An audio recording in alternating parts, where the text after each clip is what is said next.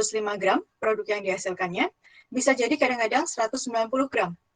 Gitu, ya. Itu yang dinamakan di gambar bawah. Prediksinya kita sama sekali tidak bisa perkirakan seperti apa dan hasilnya sangat-sangat beragam, gitu ya.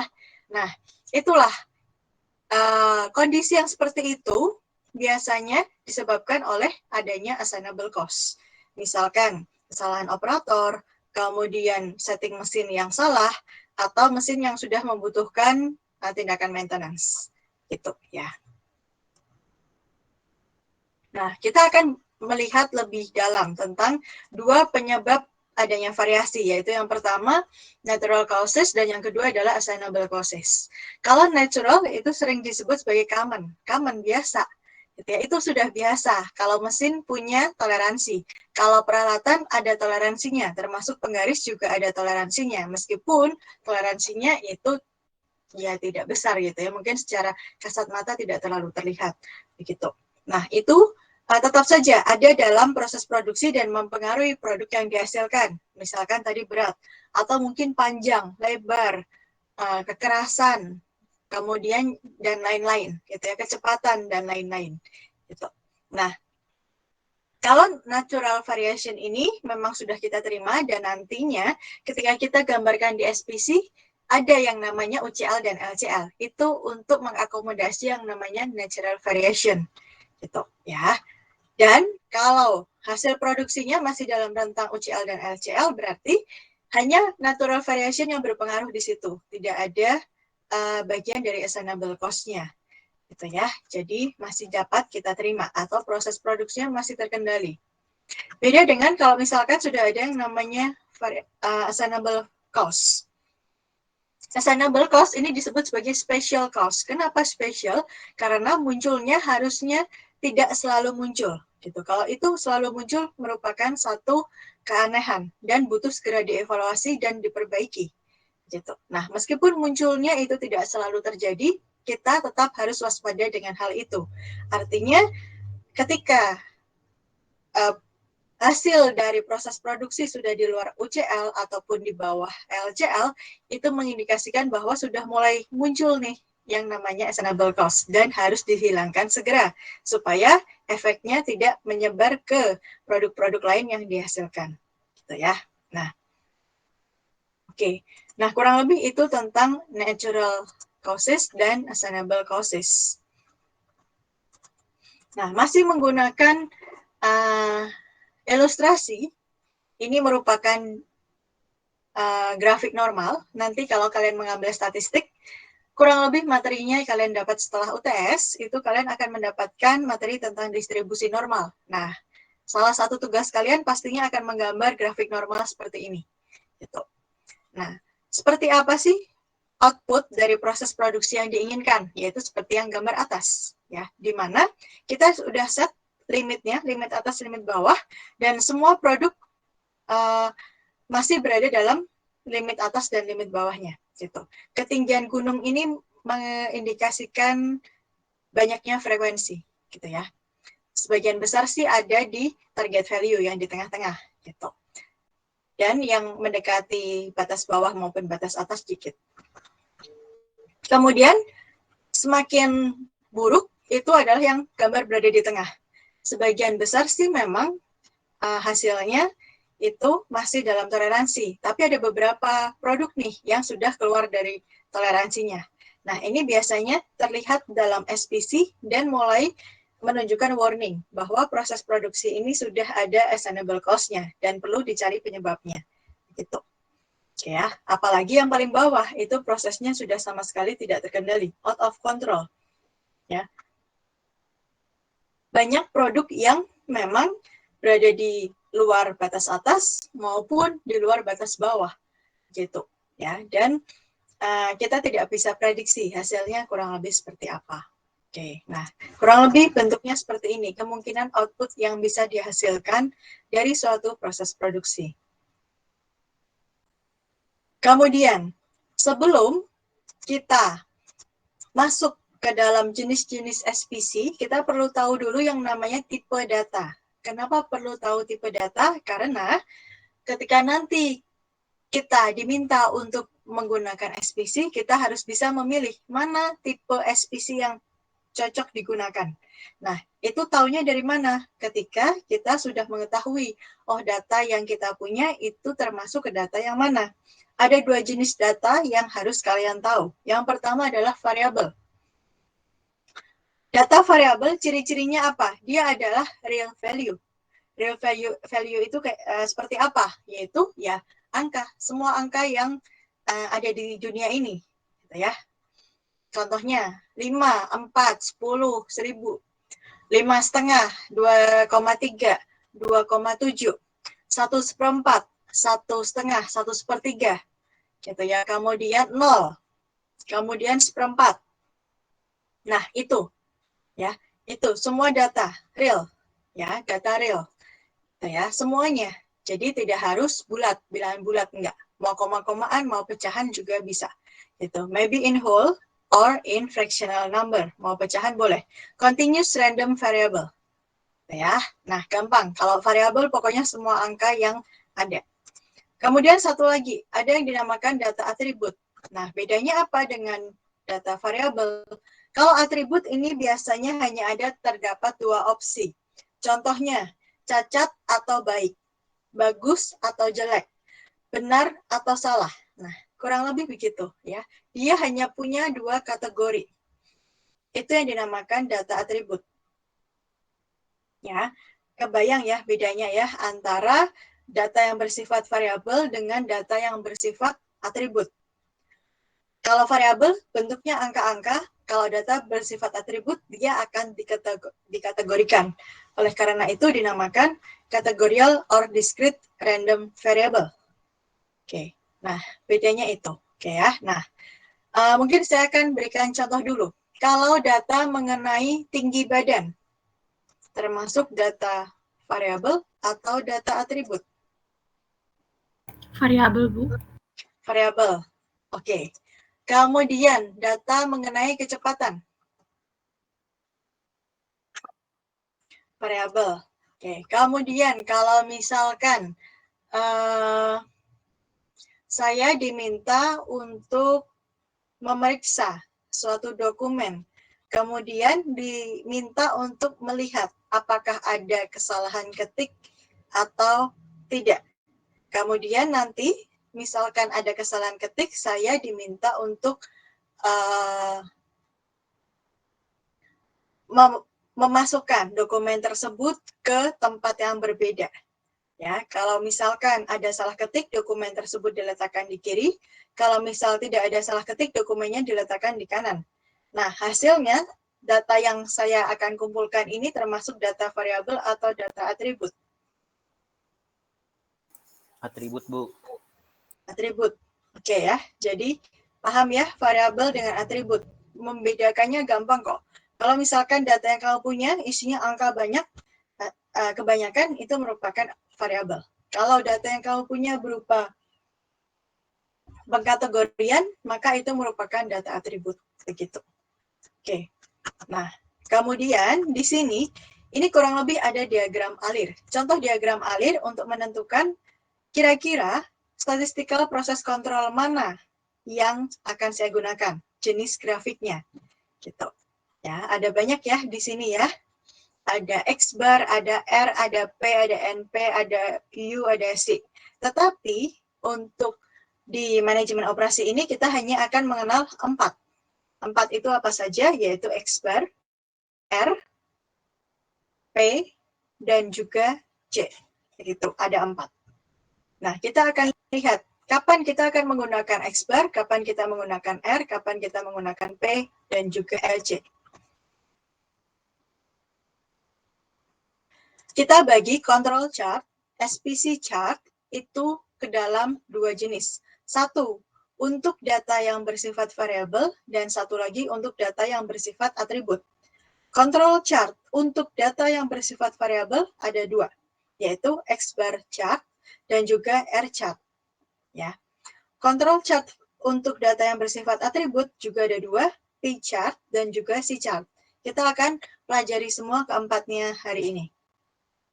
Nah, Pertama, control chart untuk data yang bersifat variabel. Data yang bersifat variabel contohnya apa saja?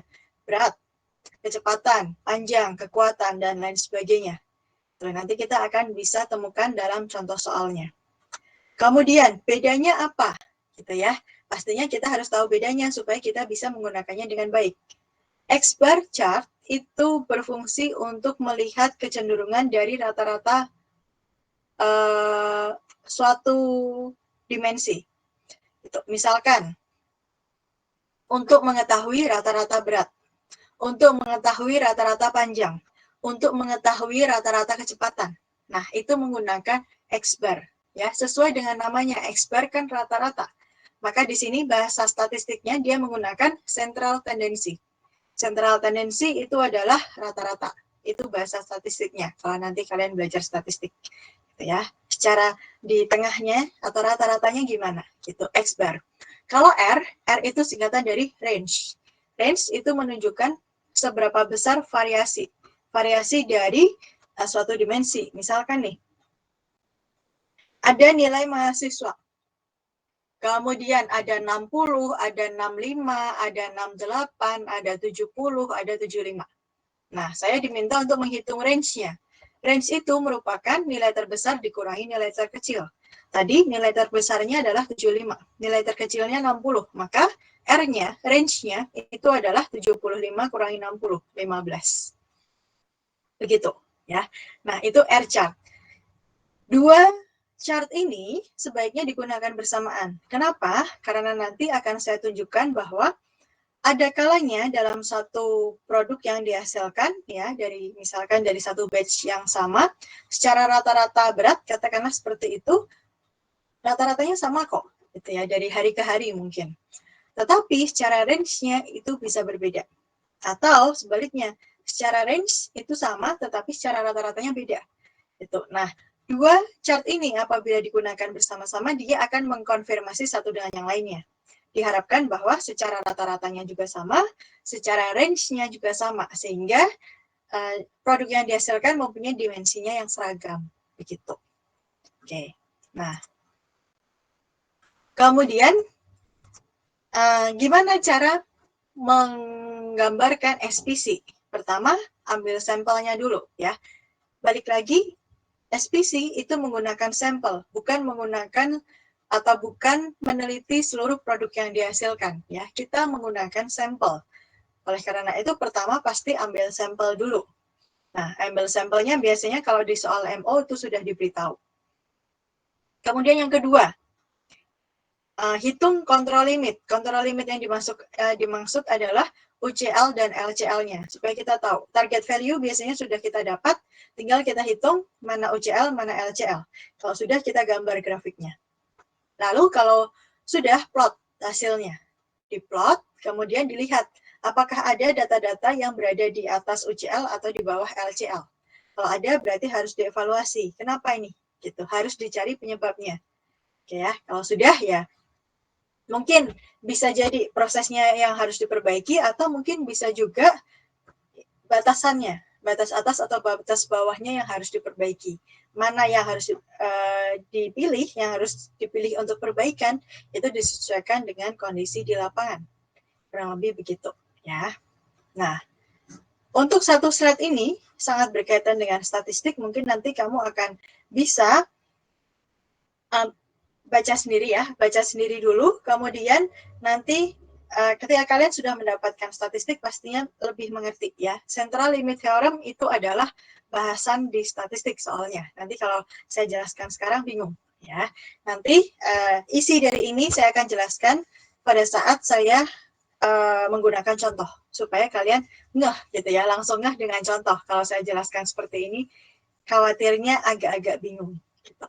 Oke. Nah, kita masuk ke yang pertama, X-bar chart. Untuk X-bar chart sendiri dibagi menjadi dua. Ya. Ketika kita tahu yang namanya, ada yang tahu nggak ini namanya apa? When we know.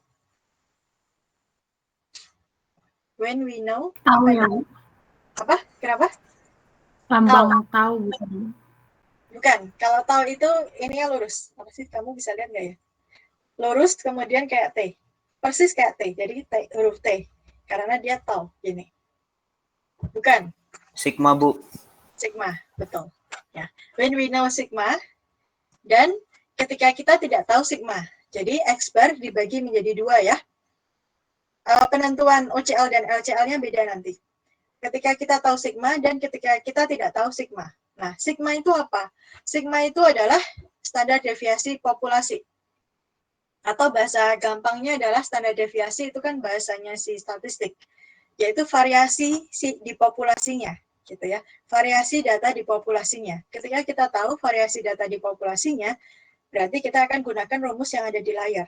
Kalau misalkan kita tidak tahu variasi di populasinya, maka kita akan gunakan nanti yang berikutnya, rumus yang berikutnya untuk menentukan UCL dan LCL. Kurang lebih begitu. Oke, nah, diberitahukan UCL-nya seperti itu, LCL-nya seperti itu. Ya. Nah, terus target value-nya mana? Atau kontrol limitnya mana? Gitu. Kontrol limitnya yang ada di tengah. Nih, X bar bar. Bacanya X bar bar karena barnya ada 2. Ya, X bar bar. X bar bar itu merupakan kontrol limit atau target value. Gitu. Nah, prinsipnya adalah kalau U upper itu X bar bar ditambah, kalau L lower X bar bar dikurangi. Udah gitu. Kalau U berarti naik kan, berarti nilainya ditambah. Kalau lower berarti nilai target value-nya dikurangi. Itu. Prinsipnya sederhana seperti itu.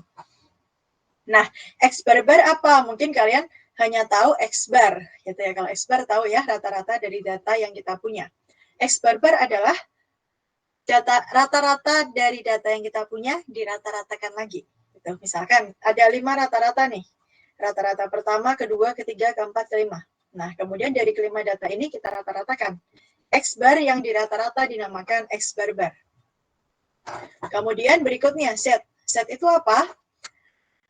Mungkin bagi yang belum mendapatkan statistik, silahkan diterima dulu. Set itu nantinya adalah suatu angka, suatu konstanta itu berkaitan dengan confidence interval. Ya, konstanta yang berkaitan dengan confidence interval, nanti ketika kalian belajar statistik, kalian diberikan tabel normal, di situ bisa kalian cari. Misalkan confidence intervalnya sekian, maka setnya berapa. Gitu. Tetapi untuk di manajemen operasi, kita tidak menguji kemampuan kalian di bidang statistiknya, maka kita beritahu, gitu ya. Kita biasanya menggunakan 2 angka, 95,45% nilai setnya 2, atau 99,73% nilai setnya 3. Kalau misalkan kami menghendaki bahwa nilai setnya di luar itu, maka biasanya akan dituliskan. Tuh ya. Nah, kurang lebih begitu. Kemudian, sigma X bar. Di sini ada perkalian sigma X bar. Sigma X bar itu apa? Yaitu standar deviasi untuk sampel. Tadi harap diingat bahwa sigma saja itu adalah standar deviasi untuk populasi. Nah, sigma X bar berarti standar deviasi untuk sampel. Caranya ngitung gimana? Yaitu sudah diberi rumus di situ, sigma dibagi akar N. Nah, kemudian kita bahas N-nya itu apa? N-nya adalah sample size atau ukuran sampel. Nah, ini jadi catatan tersendiri ya. Banyak mahasiswa salah dalam menentukan sample size. Oleh karena itu nanti di setiap soal, di setiap contoh soal yang saya bahas, pasti akan saya tanya sampel size-nya berapa. Gitu ya, karena suka salah. Di sini sampel size tidak boleh dihafal. Tidak boleh menghafal tabelnya. Karena pernah suatu kejadian kakak kelas kalian, tabel contoh ini begini, kemudian di ujian tabelnya saya balik. Saya cerminkan. Gitu ya. Jadi dibalik yang tadinya di kolom, saya jadikan di baris, begitu pula sebaliknya. Nah, dia komplain, bukannya yang di kolom itu yang biasanya jadi sample size. Belum tentu, harus dilihat kasusnya, gitu. Itu mengindikasikan bahwa dia menghafal. Ya, jangan dihafal, tapi pahami sample size itu apa. Nah, kita masuk ke dalam contoh. Oke ya, dibaca dulu contohnya. Dibaca dulu contohnya 2 menit, kemudian saya akan tanya, sample size-nya berapa? Ya, oke.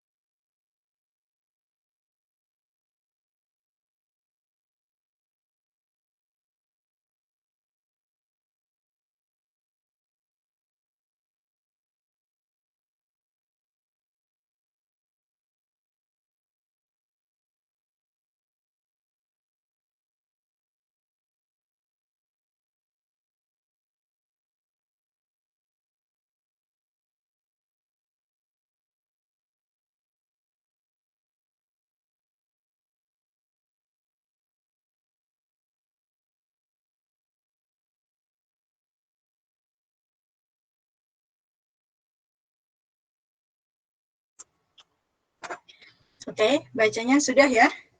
Nah, untuk contoh yang pertama, itu kita akan mencoba untuk membuat yang namanya X-bar chart.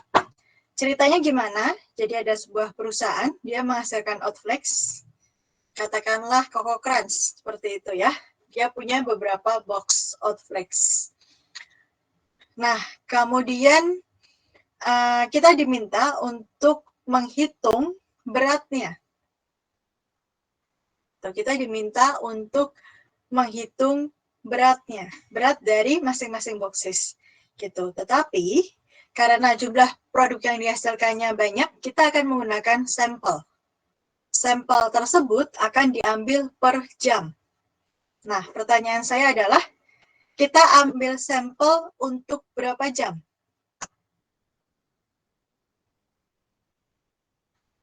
Untuk 9. Hah? Untuk berapa jam? 12, Bu. 12 jam. Oke, 12 jam. Betul ya. Lihat dari mana? Lihat dari tabel. Ada datanya. 12 jam. Gitu. Oke. Kemudian kontrol limit itu 99,73 itu adalah nanti menghitung setnya. Setnya berarti 3. Kemudian, nah ini.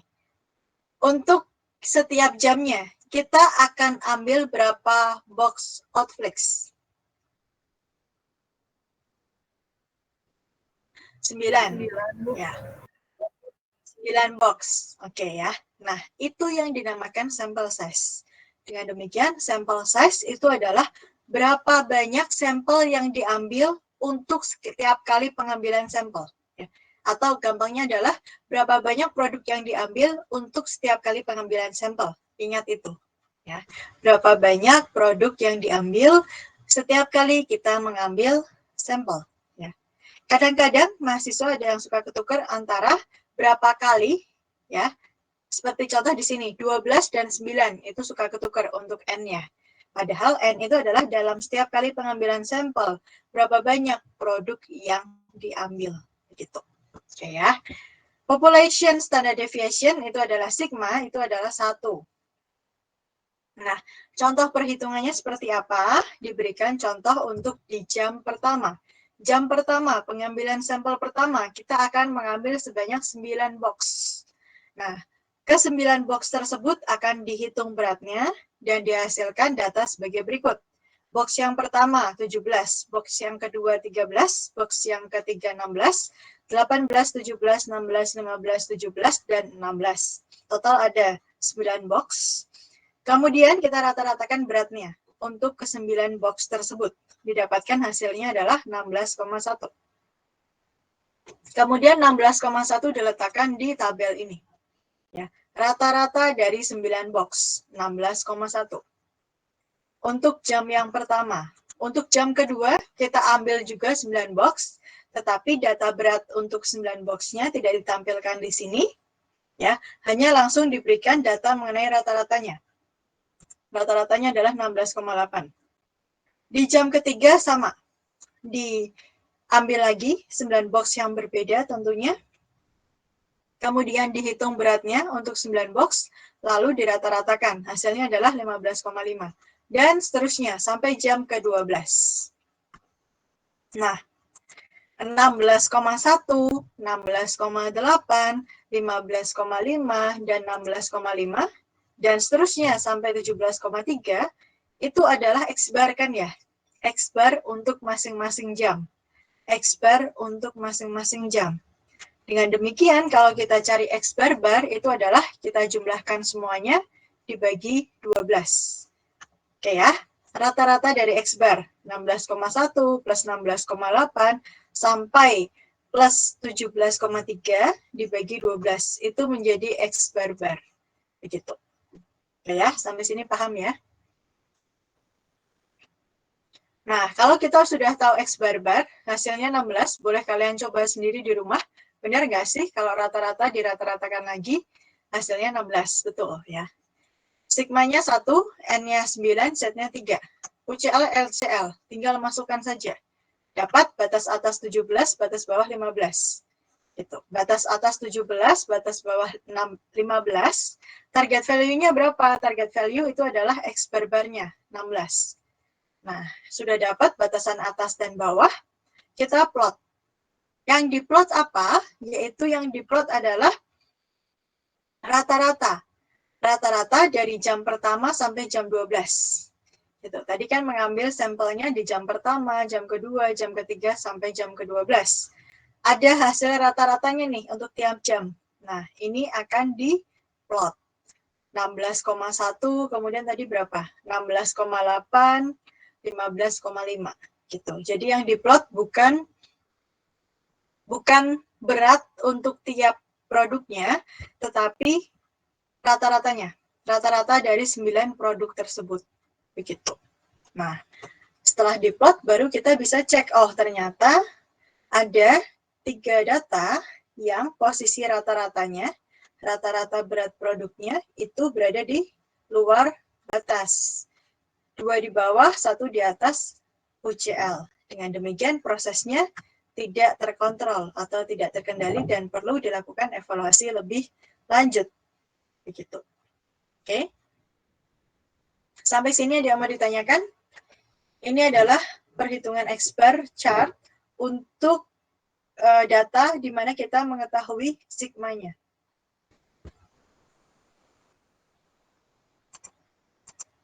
Cukup jelas? Oke ya, nggak ada yang tanya, artinya cukup jelas. Bu, Berikut. ya, Bu, yang 3 itu dapatnya dari mana ya, Bu? Mana? Yang Z-nya, Bu, yang naik sebelum slide ini. Oh. Ini ya? Ya, Bu, yang 3-nya itu saya lupa, Bu. Oke, nah kalau kamu sudah belajar statistik, sebetulnya ketika kamu punya tabel normal, kamu bisa cari sendiri. Ya, angka 3-nya dari tabel normal ketika kamu tahu persentasenya 99,73. Ya, betul, distribusi normal. Tapi ketika sekarang kan kita bukan sedang membahas tentang materi statistik, tapi kita membahas tentang SPC. Artinya, dihafalkan saja. Kalau confidence intervalnya 99,73, itu setnya 3. Kalau ini confidence intervalnya 95,45%, itu setnya 2. Selain hal itu, berarti nanti pasti akan diketahui. Gitu ya. Jadi jangan khawatir. Oke? Makasih, Bu. Oke, ada pertanyaan yang lain?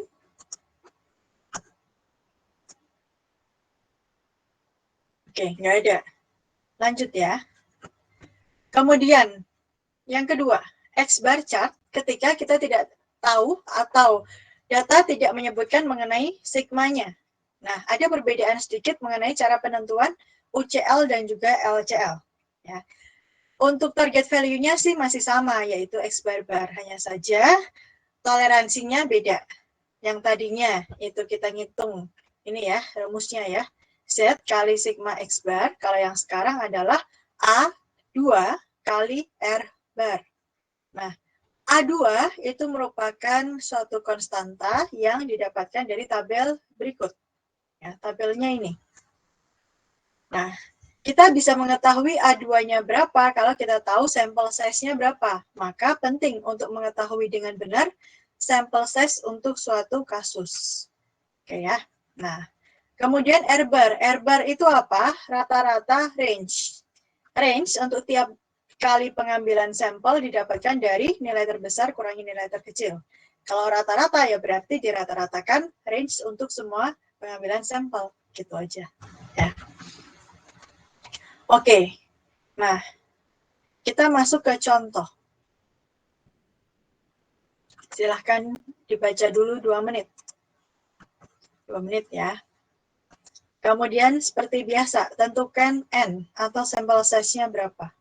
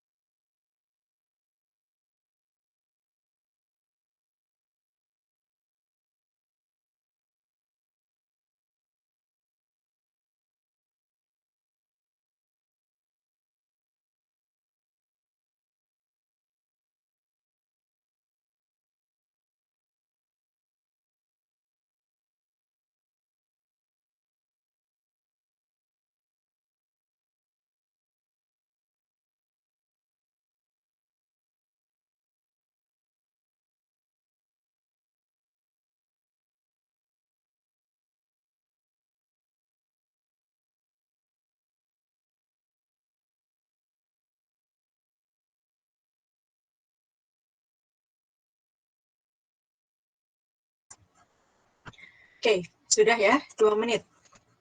Ceritanya di sini adalah sebuah perusahaan yang memproduksi cola dalam ukuran botol. Di botol tersebut tertulis berat bersihnya adalah 12. Nah, kemudian dia ingin mengetahui apakah secara rata-rata beratnya itu memang sudah sesuai dengan kontrol limitnya, gitu ya. Oke. Kemudian dia mengambil beberapa kali sampel. Dalam satu sampelnya, dia akan ambil berapa botol. Contoh di sampel pertama, dia ambil berapa botol? 10, Bu. Oke, ambil berapa botol? 50, Bu. Oh, 50, banyak sekali. 5, Bu.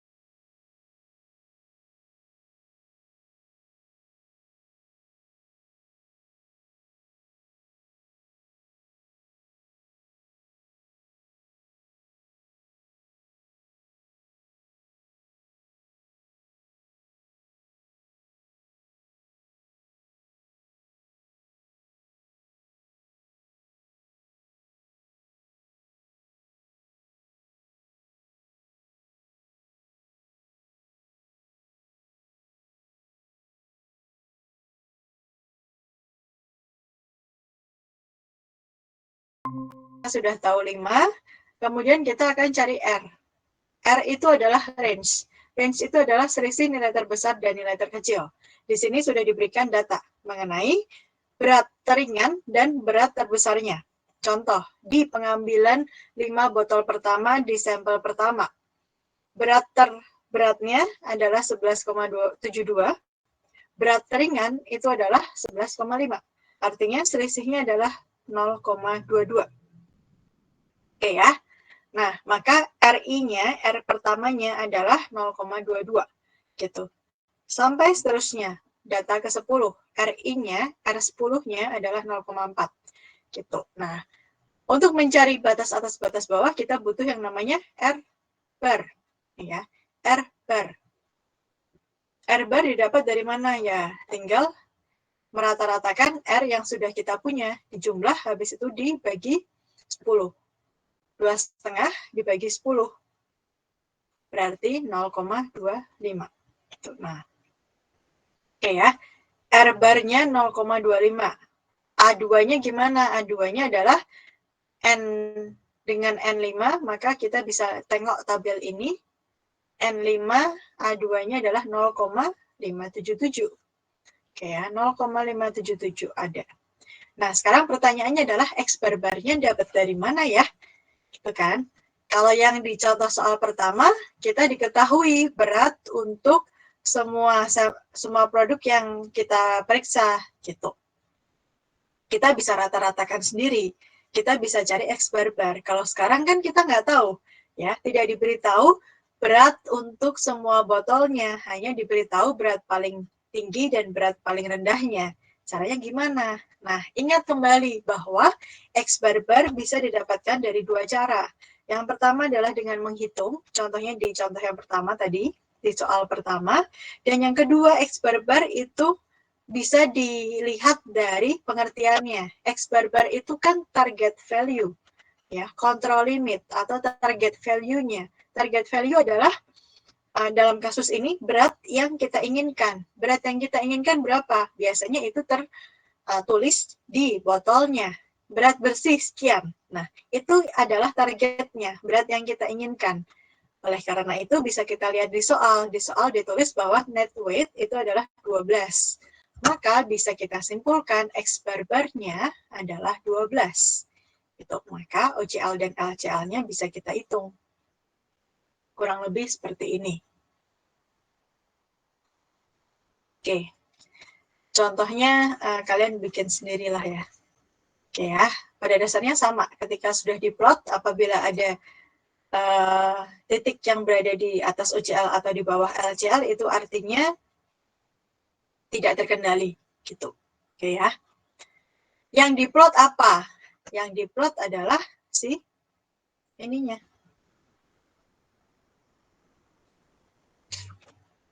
Rata-ratanya ini. Untuk masing-masingnya ini ya. Sama R-nya. Karena di sini tidak diketahui. R-nya harusnya diketahui ya. X barnya, maka bisa kita rata-ratakan. Gitu. Kita plot di sini. Karena di soalnya tidak diketahui, hanya saja di soal ini ingin memberikan ide bahwa X bar itu belum tentu harus dihitung, maka kita bisa mendapatkan OCL dan LCL-nya seperti ini. Gitu. Oke, sampai sini ada pertanyaan?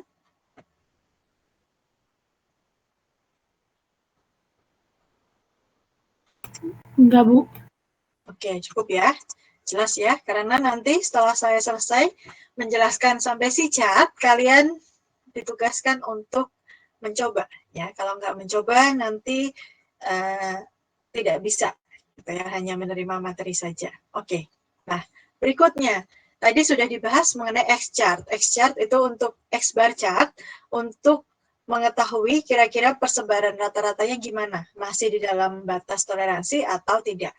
Nah, sekarang yang merupakan control chart yang masih untuk data variabel yang kedua yaitu R-chart. R-chart kita berusaha untuk melihat range dari produk yang kita hasilkan apakah masih sama ataukah sudah terlalu besar range-nya. Gitu. Oke ya. Nah, oleh karena itu R-chart digunakan untuk memonitor yang namanya variasi dari proses. Proses itu kan bervariasi, contohnya tadi ya, berat bersih saja bisa bervariasi. Nah, kita ingin tahu variasi dari produk yang dihasilkannya itu bagaimana. Gitu ya. Sudah cukup jauh, misalkan 1 dengan 10, dengan 5, kemudian 6, kan beda ya. 1 dengan 10 itu variasinya, jaraknya besar. Kalau 5 dengan 6, jaraknya kecil. Gitu. Oke. Nah, untuk R-chart itu tidak ada variasinya, hanya ada satu untuk penentuan OCL dan LCL. Kalau OCL itu D4 kali R bar, kalau LCL D3 kali R bar. D4, D3 dari mana? Dari tabel yang tadi. Dengan kita mengetahui N, nah, dengan kita mengetahui N, kita bisa dapatkan D4 dan D3. Asal N-nya betul. Kalau N-nya salah ya penentuan D4 dan D3-nya itu juga salah. Oke. Nah, jangan lupa, jangan ketukar bahwa kalau U itu kan upper ya, berarti pakai angka yang lebih tinggi, D4. Kalau L, lower, berarti pakai angka yang lebih rendah, D3. Gitu ya. Pokoknya U menggunakan angka D, angka koefisien D-nya lebih tinggi daripada LCL. Gitu. U-nya pakai D4. R bar itu masih sama seperti yang tadi, rata-rata range.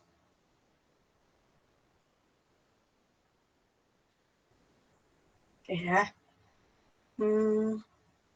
Nah, contoh seperti ini. Oke, kita masuk ke contoh ketiga. Contoh ketiga. Oke, dibaca dulu 2 menit. Kemudian tentukan N-nya berapa. Jangan sampai salah lagi ya.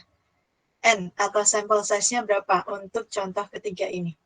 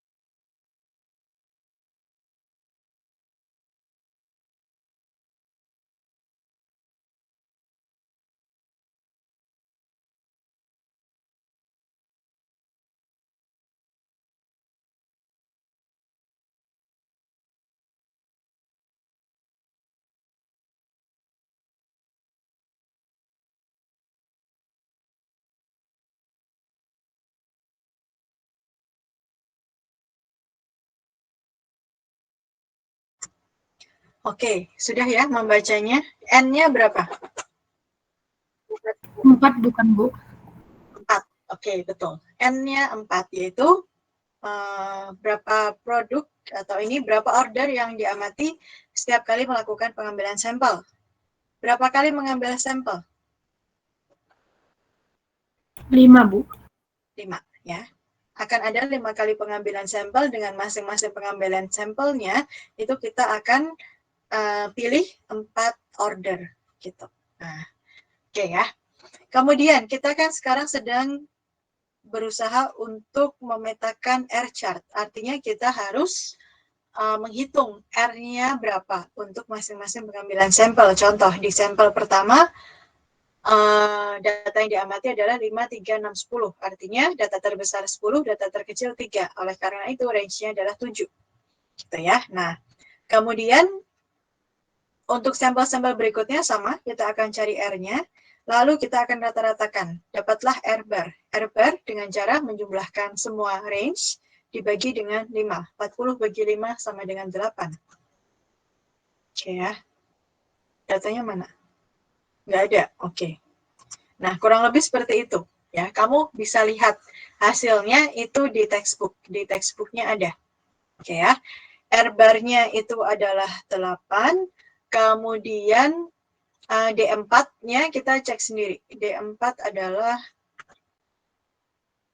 D4 dengan N-nya 4. Mana ya? D4 dengan N-nya 4 itu adalah 2,282.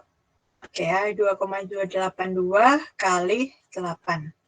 Gitu. Kalau D3-nya 0, berarti batas bawahnya adalah 0.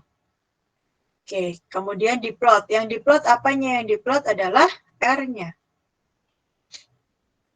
Oke ya, yang diplot adalah ini. 7, 4, 11, 6, 12. Ini yang diplot.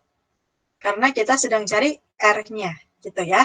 Jadi kalau yang sedang dicari apa? Rata-ratanya. Berarti rata-rata dari tiap sampelnya kita akan plot. Kalau yang sedang dicari apa? Range-nya. Maka range untuk tiap sampelnya kita akan plot. Gitu. Dengan batas atas dan batas bawahnya disesuaikan dengan perhitungan UCL LCL-nya itu sendiri. Gitu. Oke? Bisa dipahami ya? Ada yang mau Bu, ditanyakan? Ya. saya ingin tanya Bu, kalau misalnya kita ngerjain soal, tahu dari mana untuk cari UCL X atau UCL R gitu Bu? Mungkin maksudnya tahu dari mana kita harus menggunakan X bar chart atau R chart gitu. Iya Bu. Oke, tahu dari mana? Kalau X bar chart dan R chart itu karena dia fungsinya kurang lebih saling melengkapi, biasanya akan diberikan clue-nya. Ya, misalkan dia ingin melihat rata-ratanya, maka gunakanlah X bar, gitu ya. Atau dia ingin melihat proses secara keseluruhan, ya berarti pakai X bar dan juga R, gitu. Tetapi nanti untuk data yang bersifat atribut itu akan sangat ketahuan, gitu. Harus pakai yang mana, gitu ya. Kalau yang data bersifat variabel memang kurang lebihnya sama aja, gitu. Oke Bu, Oke terima ya. kasih. Nanti coba ya, setelah ini saya akan berikan tugas, ada sekitar berapa soal ya? 7 soal, itu meliputi 4 jenis chart, jadi silahkan kalian tentukan ini pakai chart yang mana. Gitu. Oke, nah kurang lebih ini sampai R chart. Nah, berikutnya adalah saya akan menjelaskan secara singkat mengenai kenapa sih X chart itu harus dikombinasi dengan yang namanya R chart.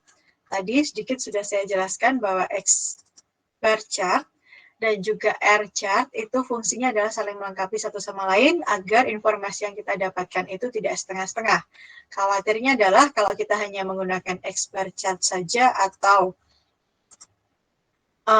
R chart itu nantinya hasilnya akan tidak sesuai gitu. Hasilnya akan misleading gitu ya, menyesatkan kita sehingga keputusan yang kita ambil tidak tepat. Gitu. Oke.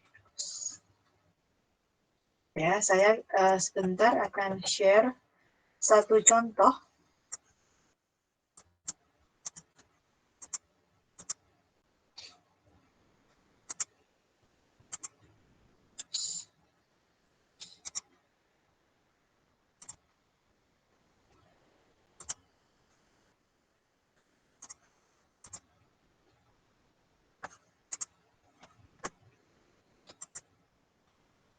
Oke, nah kenapa kita harus pakai dua data? Misalkan, kurang besar ya. Nah, besarkan lagi.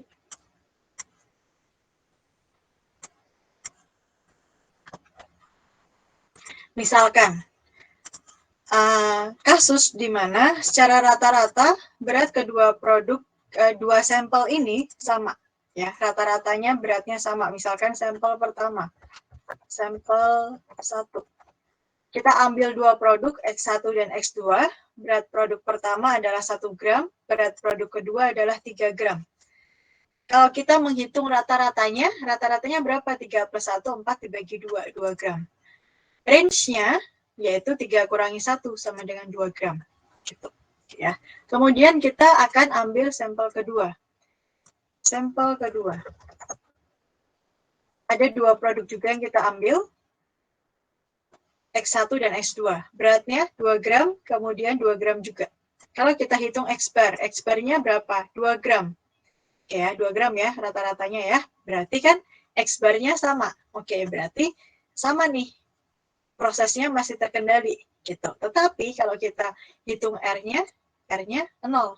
Artinya tidak ada variasi sama sekali di sampel kedua. Sedangkan pada sampel pertama itu ada variasi, gitu ya. Seharusnya kalau kita pakai dua chart ini secara bersamaan, kita bisa tahu, meskipun X-bar-nya sih sama-sama aja, tetapi R-nya, variasinya, bahwa sampel 1 ini lebih bervariasi daripada sampel kedua. Gitu. Nah, itu adalah kasus di mana X-bar-nya sama, R-nya beda. Sekarang kebalikannya, secara variasinya sama, tapi secara rata-ratanya, kok berat sih? Rata-ratanya beda. Contoh, sampel 1. Kita ambil dua produk. Produk pertama 2 gram, produk kedua 4 gram. Secara range, 4 kurangi 2, 2. Secara rata-rata, rata-ratanya adalah 3. Ya. Nah, kita ambil sampel kedua.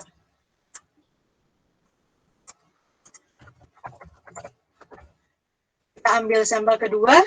Dari sampel kedua, kita punya dua produk, X1 dan X2. Berat produk pertama 4 gram, berat produk kedua 6 gram. Secara range, sama ya, 2 gram. 6 kurangi 4, 2 gram. Tetapi secara rata-ratanya beda nih. Rata-rata yang produk keduanya adalah 5 gram. Gitu. Oke ya. Kalau kita hanya menggunakan salah satu chart saja, kita merasa bahwa, oh, R-nya sama kok. Ya, rentang variasinya sama, berarti prosesnya sudah oke. Ternyata kalau kita menggunakan X-bar chart, kita tahu bahwa ini rata-rata beratnya nggak sama. Itulah ilustrasi kenapa X-bar chart dan R chart itu harus digunakan bersamaan untuk mendapatkan informasi yang lengkap. Begitu.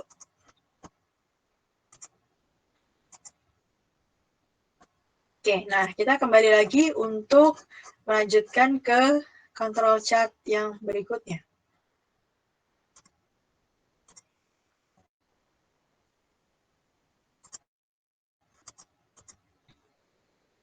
Oke ya. Nah, ini ada tipe 1, tipe 2 kesalahan. Pada dasarnya ketika prosesnya salah tetapi kita anggap benar, ya, itu masuk ke proses salah, ya, ini. Prosesnya sudah tidak benar tetapi kita anggap benar, masuknya ke tipe 2. Kalau prosesnya benar, kita anggap salah, berarti masuknya ke tipe 1. Ini sebetulnya materi statistik, gitu ya. Ini materi statistik.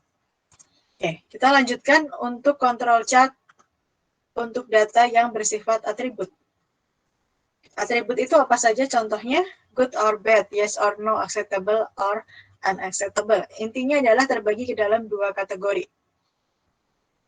Kita bisa pakai P-chart atau C-chart. Bedanya apa? Gitu ya. Bagaimana cara kita menentukan apakah kasus ini akan menggunakan P-chart atau menggunakan C-chart? Pada dasarnya menghafalnya gampang. Kalau P, singkatan dari percentage. Percentage artinya data yang kita punya bisa dijadikan dalam bentuk persentase. Sedangkan kalau datanya tidak bisa kita jadikan persentase, artinya nantinya akan kita menggunakan C-chart. Gitu.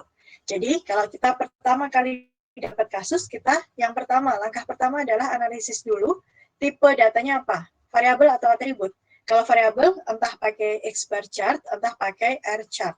Kalau tipenya adalah atribut, maka entah pakai P chart atau C chart. Gitu ya. Nah, taunya bisa dibuat ke dalam persentase bagaimana? Yaitu ketika kita tahu jumlah total item yang kita periksa. Gitu ya, jumlah total item yang kita periksa. Kalau kita tahu, artinya kita bisa jadikan itu ke dalam P chart. Gitu. Contoh, di kelas ini misalkan, saya bertanya mengenai berapa persen jumlah mahasiswi di kelas ini, mahasiswi ya. Nah, kemudian kamu hanya menjawab, oh jumlah mahasiswi di kelas ini ada 15 orang, Bu. Begitu. Cukup itu saja. Maka dari situ kita tidak bisa tahu berapa persen jumlah mahasiswinya. Tetapi ketika diberikan informasi tambahan seperti jumlah mahasiswa di kelas ini 15 orang dan keseluruhannya ada 45 orang, ya, maka kita bisa tahu, oh persentase mahasiswinya berapa, sepertiga, gitu ya, atau 33,3%. Atau kalau misalkan disebutkan jumlah mahasiswi di kelas ini 15 orang, sedangkan jumlah mahasiswanya 30 orang. Nah, kita juga bisa tahu, ya perbandingannya adalah 1:2. Jadi, persentasenya adalah sama, 33,33%. Gitu. Nah, itu untuk membedakan kapan kita menggunakan P, kapan kita menggunakan C chart. Oke. Kita akan bahas dulu bagaimana cara menentukan UCL dan LCL untuk P chart. Ya, ngomong-ngomong yang bawah di sini adalah L ya, LCL karena dikurangi ya, LCL. Nah, tinggal masukkan rumus saja sebetulnya di mana target value-nya adalah P bar, kemudian plus atau minus dikalikan Z kali sigma P topi. Ya, ada tanda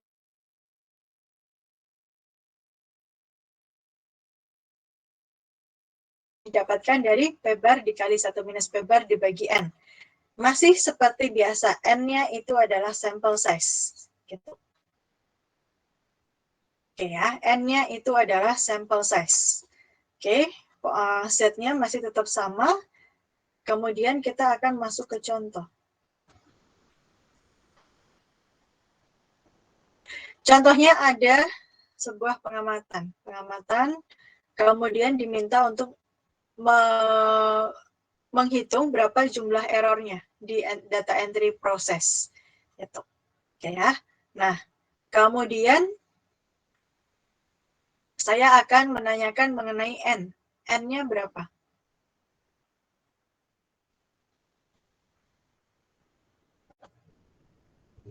N-nya berapa? Oke, dibaca dulu mungkin. Pertanyaan saya selalu sama. N-nya berapa, kemudian berapa sampel yang diambil?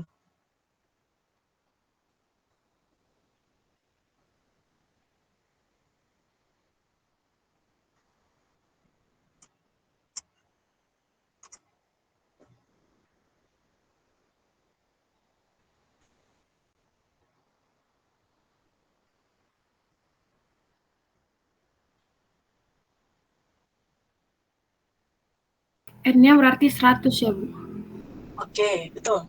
N-nya 100. Sampelnya? 20. Oke, betul. Ya. N-nya 100, sampelnya 20. Berarti P-bar-nya bisa ya. P-bar adalah keseluruhan number of errors, dijumlahkan semua, dibagi N, dikalikan berapa jumlah sampel. 100 kali 20, hasilnya 0,4. Sigma P topi sama dengan 0,04 dikali 1 minus 0,04 dibagi sampel size N. Sama dengan 0,02. UCL, LCL-nya bisa dihitung. Nah, pesan saya di sini, karena di sini kita sedang mengurusi hal yang real, ya. Hal yang real seperti tadi defect, kemudian ini error, dan lain sebagainya. Dan tidak mungkin angkanya minus. Error kan nggak mungkin minus ya, jumlah error minus 3, kan nggak mungkin. Mulainya pasti dari 0. Ketika tidak ada error sama sekali, maka jumlah error 0. 0, 1, 2, 3, dan seterusnya. Begitu. Dengan demikian nanti ketika kalian membuat batas atas dan batas bawah, ketika kalian menghitung LCL dan hasilnya negatif, maka silahkan untuk diubah menjadi 0.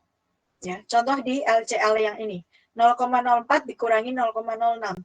Harusnya hasilnya kan minus 0,02.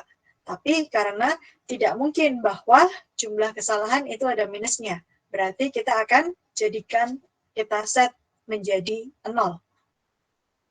Oke ya, seperti itu ya. Nanti di latihan tolong diingat-ingat bahwa ketika hasil perhitungan LCL menunjukkan angka minus, berarti harus diset LCL-nya itu jadi 0. Gitu. Oke, nah sekarang kita sudah dapat P bar itu adalah target value 0,04, kemudian batas bawahnya 0, batas atasnya adalah 0,1. Kita akan plot di grafik. Oke. Nah, yang diplot apa? Gitu. Yang diplot adalah hasil pengamatan. Kita punya 20 pengamatan, 20 sampel, di mana di masing-masing sampelnya kita bisa akan memplot persentase. Namanya juga P-chart. Yang diplot apa? Persentase errornya, bukan errornya. Ya. Warning kedua.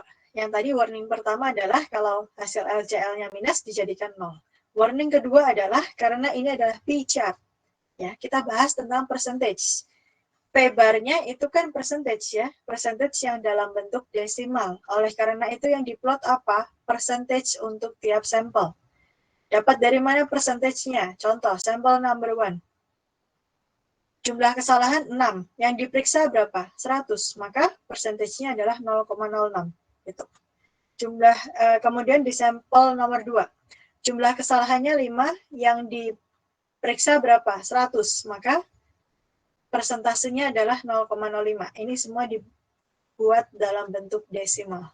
Oke ya, 0,06, 0,05, kemudian 0, 0,01, dan seterusnya sampai ada 20 plotan. Gitu.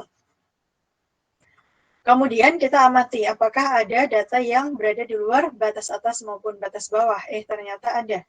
Ini satu, data keberapa ya? Ke-17 ya. Oke, dengan demikian kita bisa simpulkan bahwa proses ini sudah out of control karena ada satu titik yang berada di atas UCL. Begitu. Oke. Ada pertanyaan dulu di sini?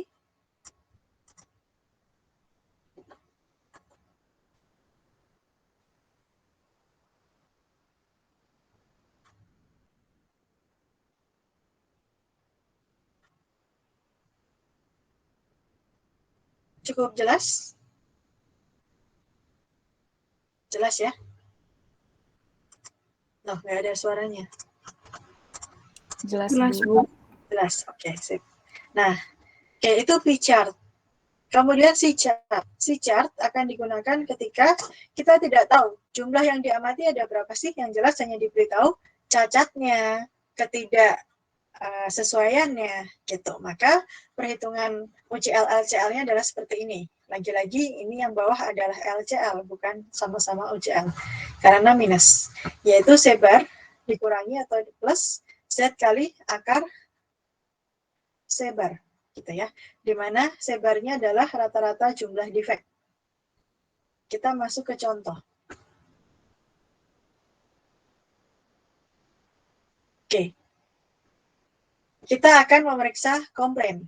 Pemeriksaan itu akan dilakukan selama 9 hari. Ya, selama 9 hari. Berapa jumlah misalkan telepon yang diamati? Kita nggak tahu. Ya, berapa jumlah telepon yang diamati kita nggak tahu. Intinya di sini sampel size-nya kita nggak tahu.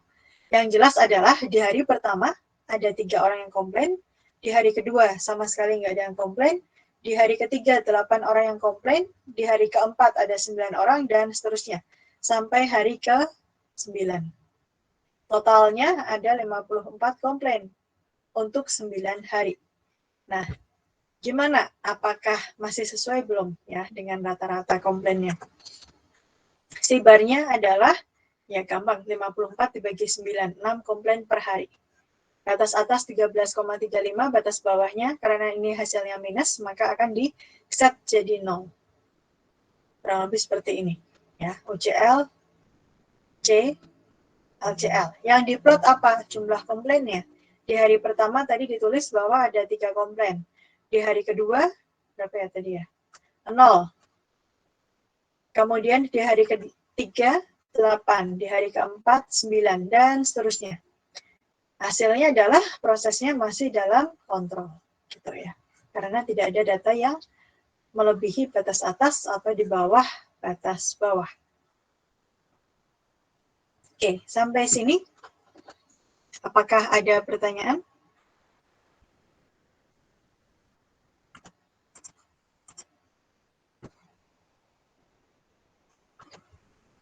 Cukup jelas? Oke, kalau cukup jelas saya berikan latihan ya. Bentar. Mungkin sambil saya upload latihannya di IDE, kalian mungkin ada yang masih belum dimengerti, entah bagian X bar chart, R chart, P chart, atau C chart.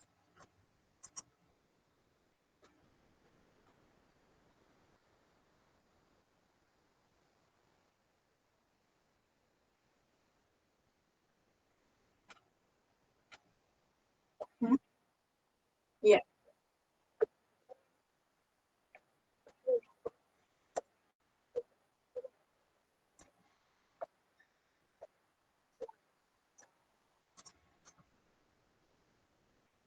Bentar, saya bukakan ya.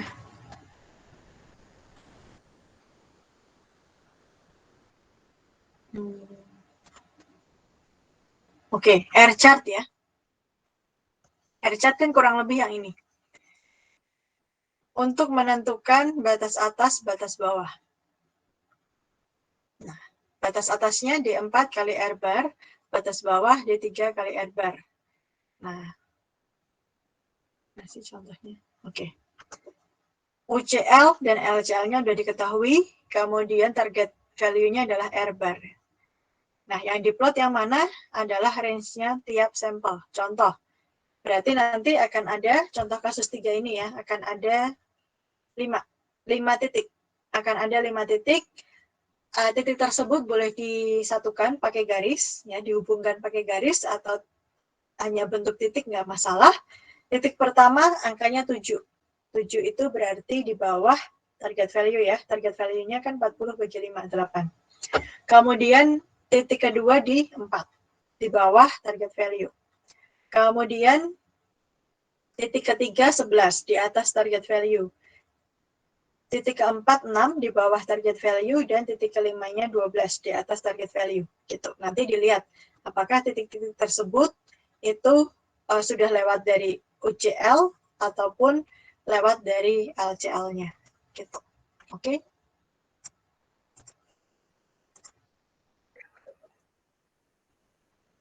Cukup jelas? Oke.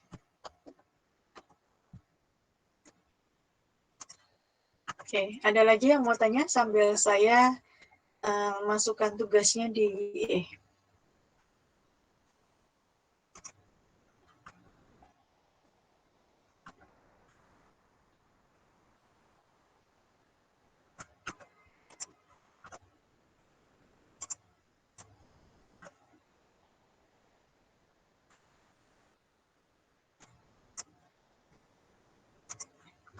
Oke. Nah, untuk tugas ini, kalian pertemuannya di hari Selasa dan hari Kamis ya. Oke, berarti silahkan dikumpulkan maksimal di hari Selasa jam 1.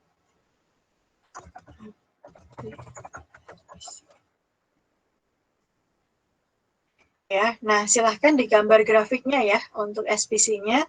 Kalau kalian sulit menggunakan Excel, bisa gambar manual pakai tangan, begitu tinggal nanti hasilnya dibuat ke PDF. Itu aja, gampang ya.